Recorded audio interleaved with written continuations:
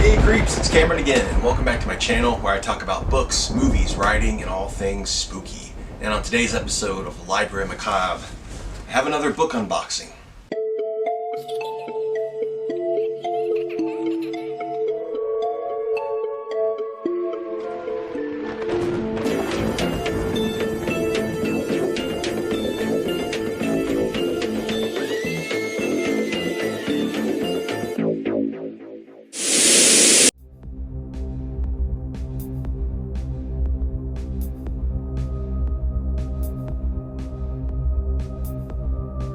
Crossroad Press is an independent publisher that I have worked with a couple of times in the past. They have sent me some books for review, and they've just sent me a box of books in their Resurrected Horrors series. So their Resurrected Horrors series is a brand new series that they created for books like these, paperbacks from hell, books that are out of print, have been out of print for years and years, and they are finally getting the rights to some of those books and releasing them in brand new editions. So they're doing the Lord's work, basically. And they just sent me their second wave of Resurrected Horrors. So their first wave was released last year, and I did a video about those, and all of the books in this box are from their second wave. Now I have already opened the box just because I wanted to make sure these were the books and not something else that I ordered from Amazon. The first one that I see here is Halloween Store and Other Tales of All Hallows Eve by Ronald Kelly. This one is actually not a Resurrected Horrors title. This is one that I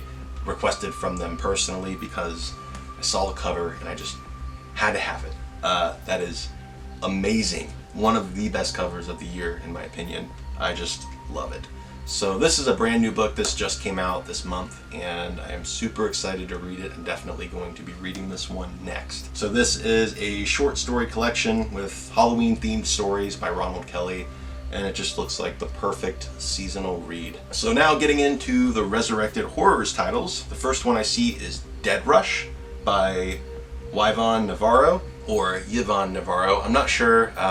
My stepdad's mom is named Yvonne. That's how she pronounces it. I don't know. I've heard it pronounced Yvonne too, so I think it really just depends on how you want to pronounce it. So I'm sorry if I'm getting that wrong. Born of the twisted faith of a teenage boy in a backwoods Georgia church, a new addiction is carried to the brutal streets of Chicago. In a dark alley on a steamy June night, the fifth victim of a serial killer rises from the dead as its first initiate. Unable to resist her dark new desire, trapped by her own body and perverse yearning, she is alive but not alive, dead but not undead, forced by the raging call inside to spread the dead rush. Across a landscape of urban violence, the contagion passes from hand to hand, flesh to flesh, predator to prey. One by one, its unwilling victims return to live again, only to discover a craving that is not to be denied. Soon they learn the terrible truth of their rebirth. There is no life after death, only hunger. So I'm thinking this is a vampire novel. This was originally published in, I believe, 1995. Yeah, 95. So it has been out of print ever since then. Sounds like a really interesting take on the vampire mythos. So I'm very eager to read that. Speaking of vampires, we have I Am Dracula by Sean Dean Anderson. From the haunted Carpathian mountains of darkest Transylvania, Dracula reveals the secret history of vampires, witches, and blasphemous horror.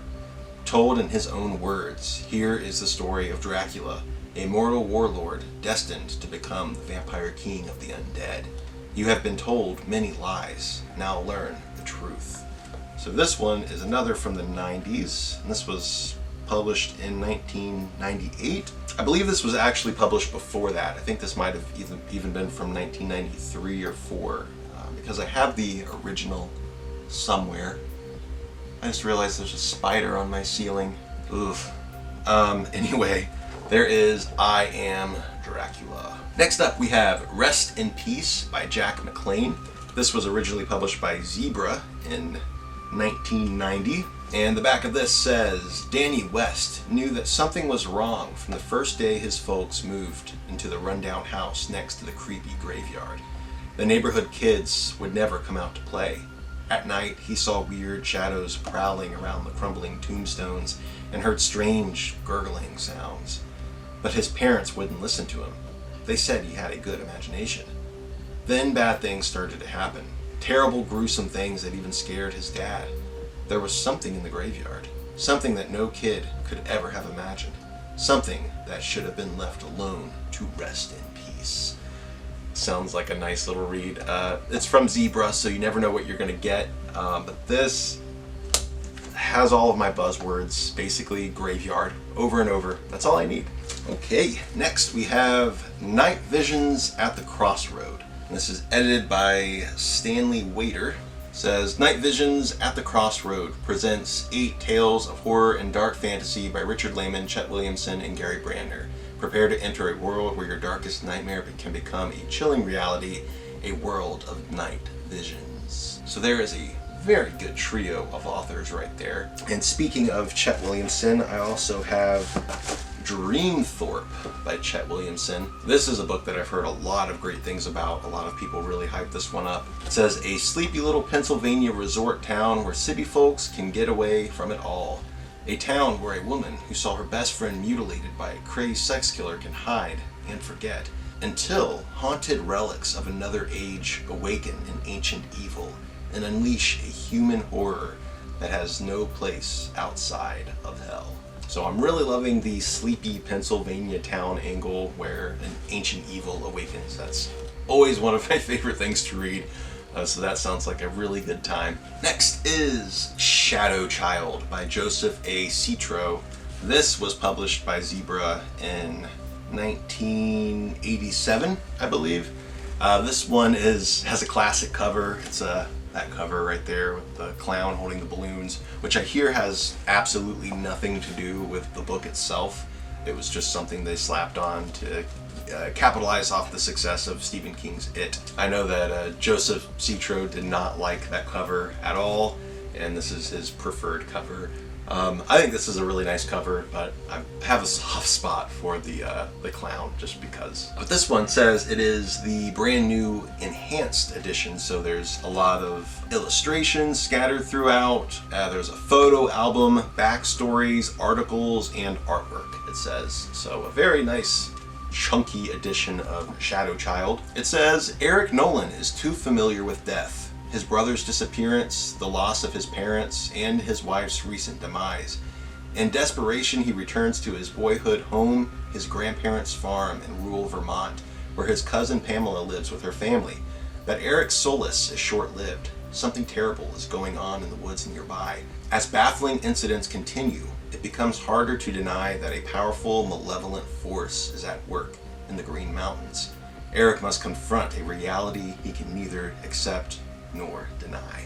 Sounds really, really good, and I've heard great things about this book. Next up, we have Sin Eater by Elizabeth Macy. This is another Zebra title. It was originally published in, it doesn't say the original year, but I do think this one is from the late 80s. It says, the Sin Eater is a mysterious, terrifying figure of the night, condemned to live alone in the mountains. He comes out only when a death occurs in the small community of Beacon Cove. As mourners at the wake turn to face the wall, the Sin Eater enters to eat food off the chest of the dead. Wow, this sounds really good. Thus taking on the sins of the departed and cleansing the soul to enter heaven. The Sin Eater has a family, yet even they must be asleep on the rare occasions he comes home for a midnight meal. The elder son, Curry, works as an oak weaver and prepares himself for life as the Sin Eater when his father dies. Joel, the younger son, attends the community school but is either ignored or taunted by the other students. A rash of violent crimes and murders rock Beacon Cove.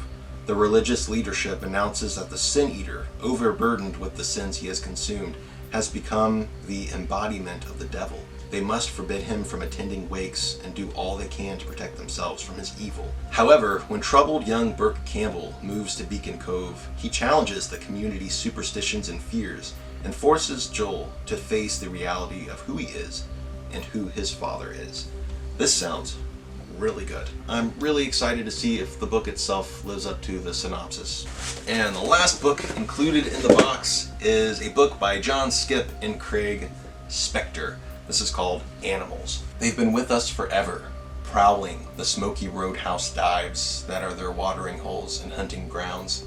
Predators lurking amidst the human herd, changing shape at will, lusting for blood and meat. They are gods in the wild, gods in disguise, and they feed on the spark inside each of us. Sid was just another lonely working-class guy singing the Steel Town blues. Then he met Nora. She's sensual, erotic, immoral, a creature of the night, and she's luring Sid across the line that few can cross, and fewer survive. The line that separates man from beast. So this is a werewolf novel. I've heard a lot about this. I've heard a lot about these authors, and I've not read any of their work yet. They write splatterpunk, so this is probably very extreme horror. I've been eager to check out some of their work. I've heard a lot of great things about them, and I'm guessing this will be the one that I start with. So there is Animals. So there you go. There is a stack of 8 of the latest Resurrected Horror books, as well as The Halloween Store by Ronald Kelly. If any of you have read these books in the past, definitely let me know what you thought, where I should start. I mean, I'm definitely starting with The Halloween Store. But in terms of Resurrected Horrors, I'm not sure where to start yet. I'm torn between Shadow Child and Sin Eater. I think those ones sound great. Dead Rush also sounds really good though, so hard to decide. But anyway, if you're interested in any of these books, I will leave the link down below in the graveyard where you can order copies for yourself. Thank you so much for watching, and I hope you enjoyed the video. Later, creeps.